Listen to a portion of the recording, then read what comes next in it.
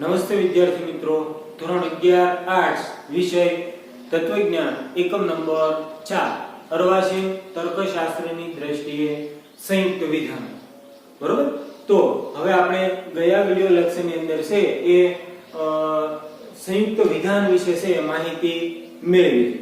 એની અંદર સૌપ્રથમ તો આપણે છે એ સાદું વિધાન એટલે શું અને સંયુક્ત વિધાન એટલે શું એમના વિશે છે એ માહિતી મેળવી. બરોબર ને?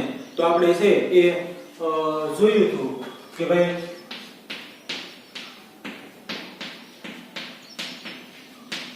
સાદા વિધાન અને સંયુક્ત વિધાન. બરોબર ને? આ બંને વિધાનો વિશે છે આપણે માહિતી મેળવી હતી કે ભાઈ સાદું વિધાન કોને કહેવાય. હવે સાદું વિધાન એટલે શું? પછી સાદા વિધાનના આપણે ઉદાહરણ જોયા હતા. પછી એમના પછી છે એ સંયુક્ત વિધાન એટલે શું, સંયુક્ત વિધાનના ઉદાહરણો જોયા હતા. બરોબર ને? તો સાદું વિધાન એટલે શું? તો ભાઈ જે વિધાનની અંદર બરોબર ને કે માત્ર એક જ વિધાનનો ઉલ્લેખ થયેલો હોય એ વિધાનને છે એ સાદું વિધાન કહેવાય. પછી સંયુક્ત વિધાન. તો ભાઈ સંયુક્ત વિધાન એટલે શું? તો ભાઈ એક કે તેનાથી વધારે સાદા વિધાનોનો સમાવેશ થયેલો હોય તેને સંયુક્ત વિધાન તરીકે છે એ ઓળખવામાં આવે છે. તો સંયુક્ત વિધાન છે એ કોઈને કોઈ કારકથી જોડાયેલ હશે.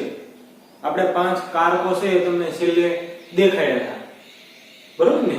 એ આપણે તમને તૈયાર પણ કરવાના કીધા હતા. ભાઈ આપણે છે એ તત્વજ્ઞાનની અંદર માત્ર આ 5 કારકો વિશે છે એ અભ્યાસ કરવાનો છે. બરોબર ને?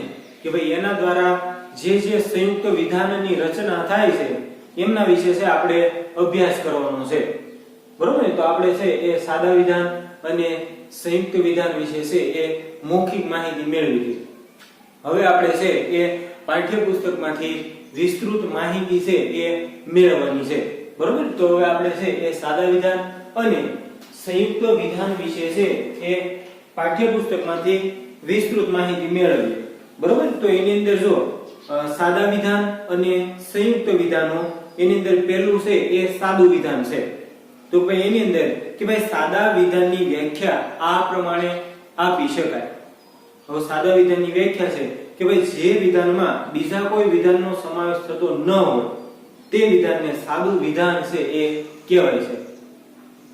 સાદું વિધાન એટલે શું? તો ભાઈ જે વિધાનની અંદર બીજા કોઈ વિધાનોનો સમાવેશ થતો ન હોય એને સાદું વિધાન કહેવાય.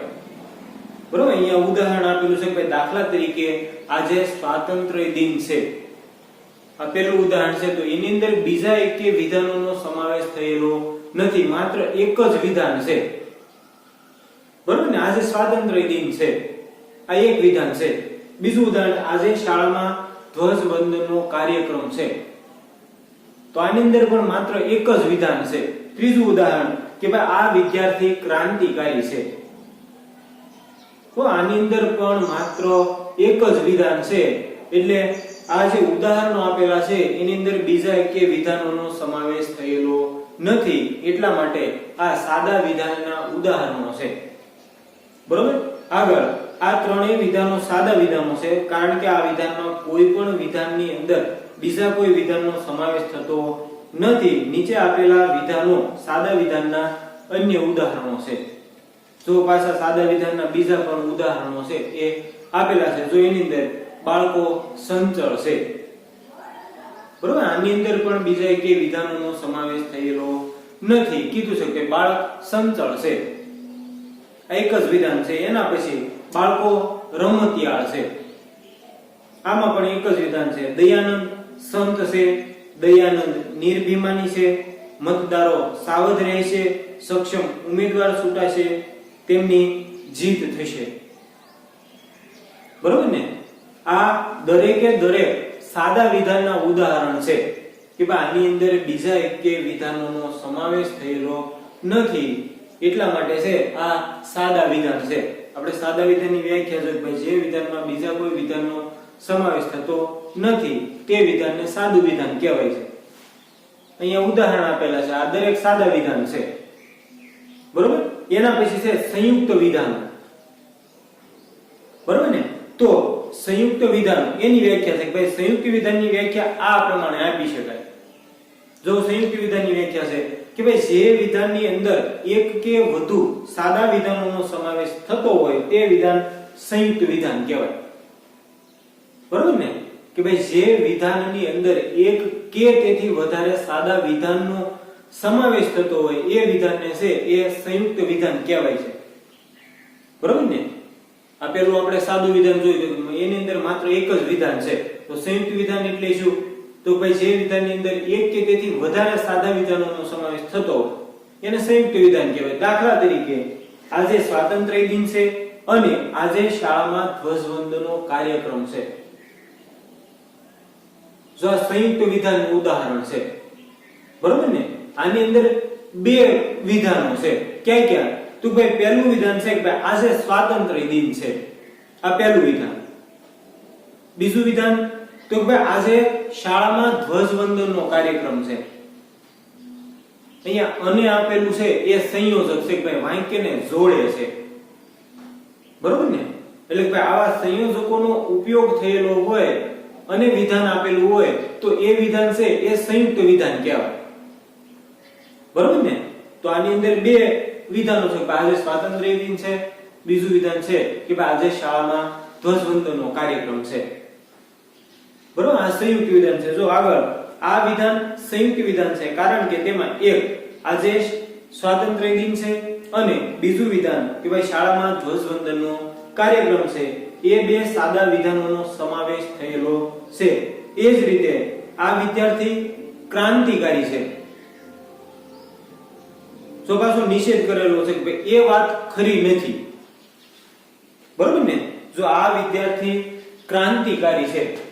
જો આપણે બીજું ઉદાહરણ કે ભાઈ આ વિદ્યાર્થી ક્રાંતિકારી છે એ વાત ખરી નથી.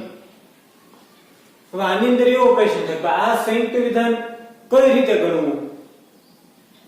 તો ભાઈ એક જ વિધાન છે કે આ વિદ્યાર્થી ક્રાંતિકારી છે, પાછળ છે એ વિધાનનો નિષેધ કરેલો છે કે ભાઈ એ વાત ખરી નથી, બરોબર. નિષેધ, નકાર કરેલો છે. એટલા માટે આ ઉદાહરણ પણ સંયુક્ત વિધાનનું છે. હવે આની પ્રાતિક રજૂઆત કરવી હોય તો દાખલા તરીકે નિષેધ પી એવું કહી શકાય, બરોબર ને. આપણે તમને છે એક કારક આ નિષેધ કે ભાઈ અહીંયા છે આ વાતનો નિષેધ કરેલો છે, નકાર કરેલો છે, એટલા માટે આ ઉદાહરણ પણ સંયુક્ત વિધાનનું છે, બરોબર ને. જો આ વિદ્યાર્થી ક્રાંતિકારી છે એ વાત ખરી નથી. આ વિદ્યાર્થી ક્રાંતિકારી છે આટલું આપેલું હોય તો આ પાછું સાદું વિધાન થાય, એટલું કાઢી નાખવાનું. પણ અહીંયા આ બાબતનો નિષેધ કરેલો છે એટલા માટે આ ઉદાહરણ પણ સંયુક્ત વિધાનનું છે. એ વિધાન પણ સંયુક્ત વિધાન છે કારણ કે તેમાં આ વિદ્યાર્થી ક્રાંતિકારી છે એ એક સાદા વિધાનના નિષેધનો સમાવેશ થયેલો છે, બરોબર. અહીંયા આ બાબતનો નિષેધ કરેલો છે એટલા માટે છે એ આ જે વિધાન આપેલું છે એ સંયુક્ત વિધાન છે. નીચે આપેલા વિધાનો સંયુક્ત વિધાનોના અન્ય ઉદાહરણો છે. જો નીચે આપેલા છે એના આ બીજા ઉદાહરણો છે. એની અંદર ત્રીજું ઉદાહરણ કાં તો બાળકો સંચળ છે અથવા બાળકો રમતિયાળ છે, બરોબર ને. અહીંયા અથવા સંયોજક આપેલું છે, કાં તો અથવા, બરોબર ને. એટલા માટે આની અંદર પણ પહેલું વિધાન કાં તો બાળકો સંચળ છે અથવા બાળકો રમતિયાળ છે, આ બે વિધાનો આપેલા છે. ચોથું ઉદાહરણ જો દયાનંદ સંત છે તો દયાનંદ નિરાભિમાની છે. અહીંયા પણ બે વિધાન છે કે ભાઈ દયાનંદ સંત છે, બીજું વિધાન દયાનંદ નિરાભિમાની છે. અહીંયા સંયોજક જો અને તો આપેલું છે, જો તો. પછીનું પાંચમું ઉદાહરણ છે જો મતદારો સાવધ રહેશે તો અને તો જ સક્ષમ ઉમેદવાર ચૂંટાશે. આની અંદર પણ બે વિધાનો છે, મતદારો સાવધ રહેશે પહેલું, બીજું સક્ષમ ઉમેદવાર છૂટાશે. અહીંયા સંયોજક જો, તો અને તો જ આપેલું છે. બરોબર ને? એટલે આ સંયુક્ત વિધાનના ઉદાહરણ છે. આગળ સાદા અને સંયુક્ત વિધાનોના ઉપર આપેલા ઉદાહરણો જોતા એ સ્પષ્ટ થશે કે સાદું વિધાન એટલા માટે સાદું કહેવાય છે કે તેમાં કેવળ એક જ વિધાનની રજૂઆત હોય છે. શું અહીં કીધું છે કે ભાઈ સાદું વિધાન એટલા માટે સાદું કહેવાય છે ભાઈ એની અંદર છે એ કેવળ એક જ વિધાનની રજૂઆત હોય. આગળ સંયુક્ત વિધાન એટલા માટે સંયુક્ત કહેવાય છે કે તેમાં સાદું વિધાન એકલું નથી હોતું પણ કાં તો તેની સાથે અન્ય કોઈ વિધાન સંયુક્ત થયેલું હોય છે. સંયુક્ત વિધાન એટલા માટે સંયુક્ત કહેવાય છે કે ભાઈ એની સાથે છે અન્ય બીજું વિધાન પણ છે એ રજૂ થયેલું હોય છે. એટલા માટે આ સંયુક્ત વિધાન છે એ સંયુક્ત વિધાન કહેવાય છે. અથવા તો તેનો પોતાનો જ નિષેધ તેની સાથે સંયુક્ત થયેલો હોય છે. ઉપર આપેલા સંયુક્ત વિધાનોના ઉદાહરણોમાં ઉદાહરણ નંબર 1, 3, 4 અને 5 માં અનુક્રમે અને,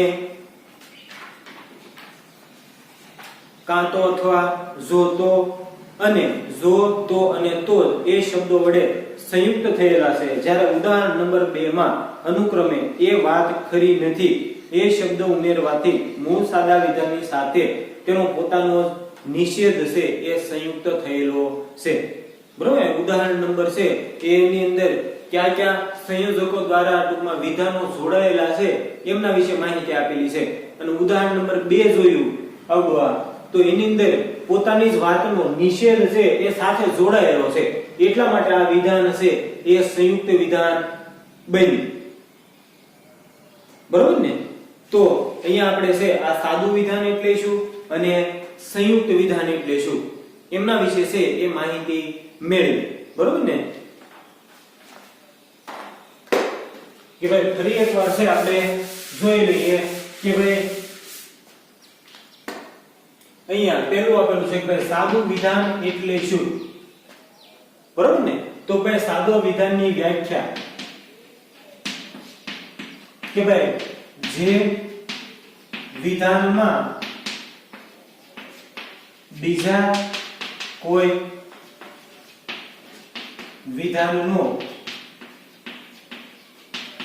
સમાવેશ થતો ન હોય તે વિધાનને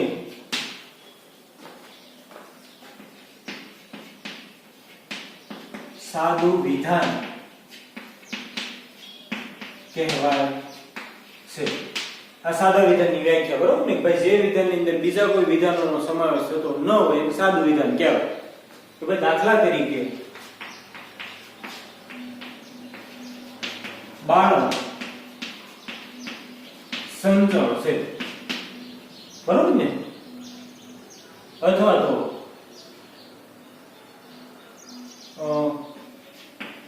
પંકજ બાળક છે. આ બધા સાદા વિધાનો છે. બરોબર ને? પછી છે એ સંયુક્ત વિધાન. તો ભાઈ એની વ્યાખ્યા કે ભાઈ જે વિધાનમાં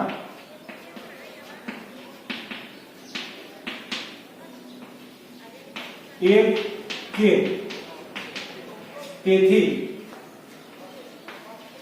વધારે સાદા વિધાનોનો સમાવેશ થતો હોય તેને સંયુક્ત વિધાન કહેવાય છે. બરોબર? આ સંયુક્ત વિધાન એટલે કે ભાઈ જે વિધાનમાં એક કે તેથી વધારે સાદા વિધાનોનો સમાવેશ થતો હોય એને સંયુક્ત વિધાન કહેવાય છે. બરોબર ને? પછી આપણે છે એ સંયુક્ત વિધાનના ઉદાહરણો જોયા હતા. દાખલા તરીકે કાં તો બાળક સંચળ છે અથવા બાળક રમતિયાળ છે. આ સંયુક્ત વિધાન છે. શા માટે? તો ભાઈ કાં તો અથવાથી છે આ વિધાન જોડાયેલું છે એટલા માટે. આની અંદર બે વિધાનો છે. પહેલું છે બાળક સંચળ છે, બાળક રમતિયા છે. આ બીજું વિધાન છે. બરોબર ને? તો આજે આપણે છે એ સાદું વિધાન અને સંયુક્ત વિધાન વિશે છે એ માહિતી મેળવી. બરોબર ને? હવે પછીનો નવો મુદ્દો છે એ આપણે હવે પછીના વિડિયો લેક્ચરની અંદર છે એ જોઈશું.